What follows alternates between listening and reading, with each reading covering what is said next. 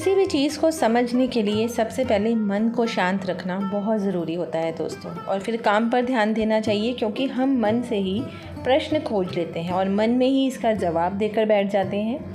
राधे राधे, जय श्री कृष्णा। कैसे हैं आप सब? आशा करती हूँ आप सब बढ़िया होंगे, स्वस्थ होंगे। दोस्तों स्वागत है आपके अपने चैनल कृष्णा सखी मलिका में।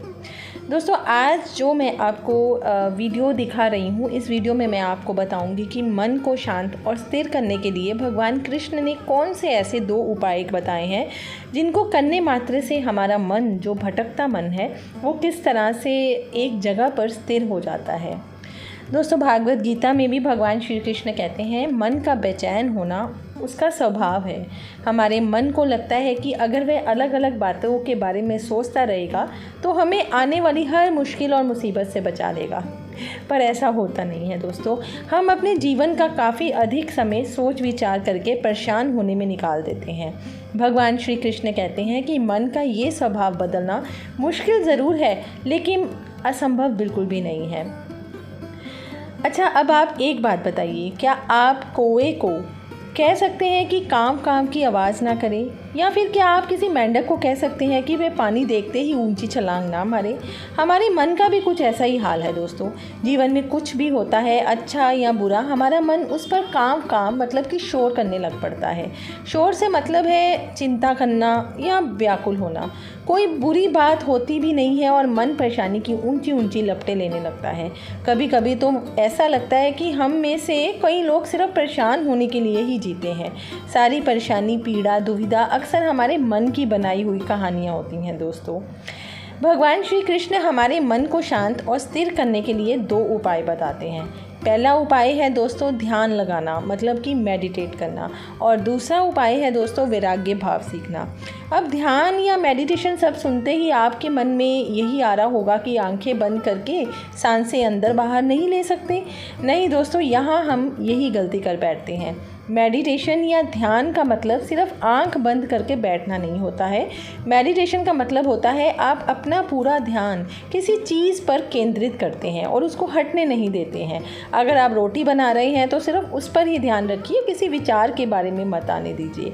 अगर आप किसी फिल्म की पिक्चर देख रहे हैं, मूवी देख रहे हैं, तो अपना पूरा ध्यान उस पिक्चर पर ही लगाइए। या आप कोई किताब पढ़ रहे हैं तो अपना पूरा ध्यान उस किताब पर ही, उसके ज्ञान को लेने में लगाइए, ना कि इधर उधर की फालतू की बातों के बारे में सोचिए।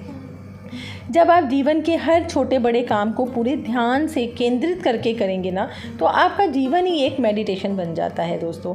ऐसे जीवन में शांति, स्थिरता, साहस और सफलता का होना अनिवार्य हो जाता है। वैराग्य भाव दूसरा उपाय है दोस्तों। वैराग्य का अर्थ ये नहीं है कि आप सब कुछ छोड़ छाड़ कर जंगल में जा बैठें।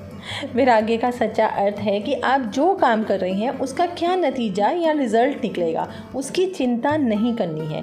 जैसे अगर आप कोई इंटरव्यू देने जा रहे हैं, आप ये कर सकते हैं कि पूरे मन से तैयारी कर सकते हैं, उस इंटरव्यू को अपना बेस्ट देकर आ सकते हैं। वह नौकरी मिलेगी या नहीं मिलेगी वह आपके हाथ में नहीं है। मतलब कि कर्म कीजिए, फल की इच्छा ना कीजिए। इस चीज़ का हमें फल का वैराग्य त्यागना है दोस्तों। इस नतीजे के पीछे अलग अलग चीज़ें हैं, आपके बिल्कुल कंट्रोल में नहीं होती हैं दोस्तों।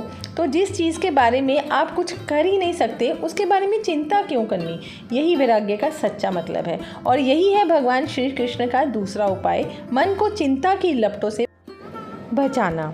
याद रखिए दोस्तों, हम इंसान हैं, समझदारी, संयम और कुशलता से भरे इंसान हैं। अपना मन जब भी कौवे की तरह अलग अलग बातों की ओर परेशान करने लगे या बहुत ज़्यादा अस्थिर होने लगे, अपने मन को प्यार से समझाइए और शांत कर लीजिए। बस अपने ऊपर विश्वास रखिए कि आप कभी भी अपना बुरा नहीं होने देंगे।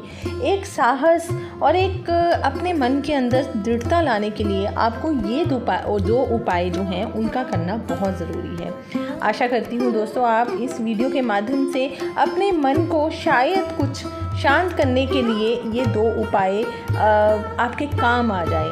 मिलती हूँ कल एक नई वीडियो के साथ, तब तक के लिए राधे राधे, जय श्री कृष्णा।